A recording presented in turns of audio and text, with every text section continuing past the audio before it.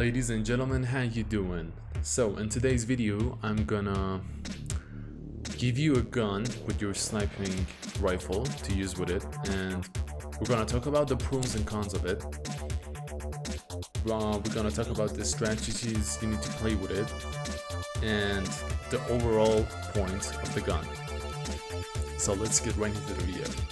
Alright, so we have two meta sniping rifles at the moment. It's Swiss and it's Kar 98. I personally use both of them. I think that Swiss is better at long ranges, but Kar 98 is better at mid ranges. So with Swiss, I thought that I need a gun so I can knock out enemies in mid ranges and close ranges.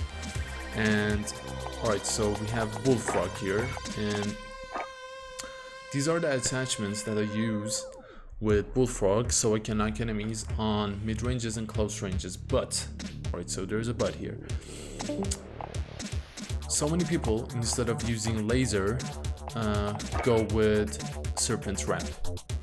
Alright, we have Guru suppressor, we have 7.4 task force barrel and Spetsnaz grip for your recoil, and we have skeletal stock.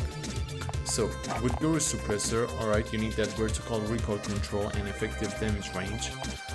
With task force, you need that effective damage range again and your bullet velocity. With Spetsnaz grip, I personally I play with a controller, so I can't get the recoil as effective as an MK. So I use Spetsnaz grip, so it gives me more vertical recoil control and horizontal recoil control.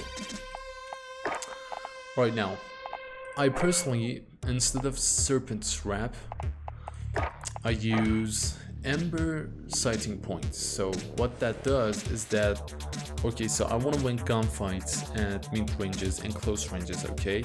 And with BULLFROG, you kind of want to play strategically. I want that extra damage range and hipfire accuracy, alright?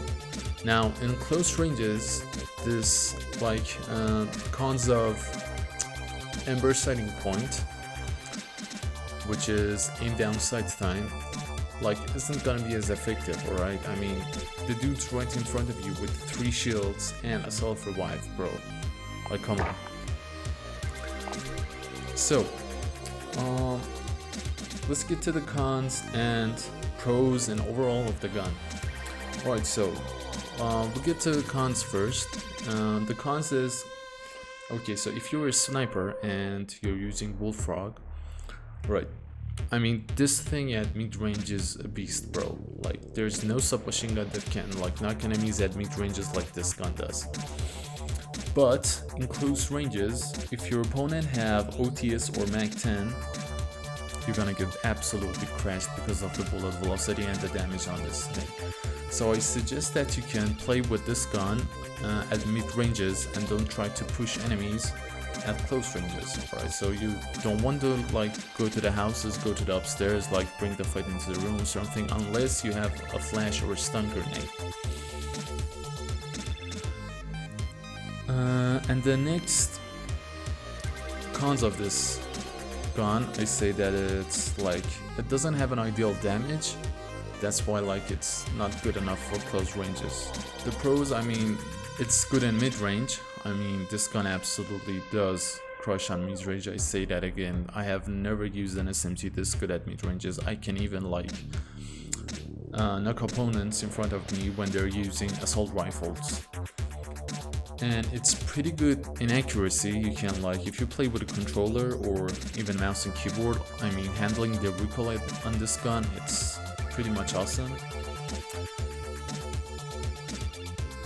And in close ranges and mid ranges, if you practice enough with it, you can land your shots 70% of your shots on the head, and you even can knock enemies in close ranges too. And overall, I say that this gun is good sniper support.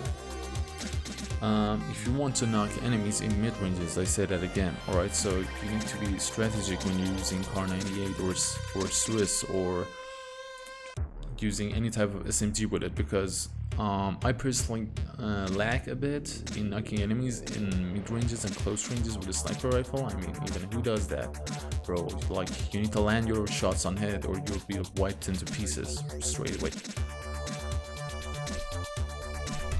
Okay, so one last time. The pros of the gun is it's a beast at mid range, can have good accuracy and a good recoil control. The cons of this gun is it have low damage and it gets absolutely smashed face to face with Mag 10 or OTS, and it's not so much ideal for close ranges. The overall point of the gun, I say that it's use it if you don't rush into enemies without stun or flash, and play strategically with it. I hope you guys enjoyed the video. Please subscribe to my YouTube channel so I can make more of these videos for you guys so that we all can improve on Call of Duty Warzone. Peace.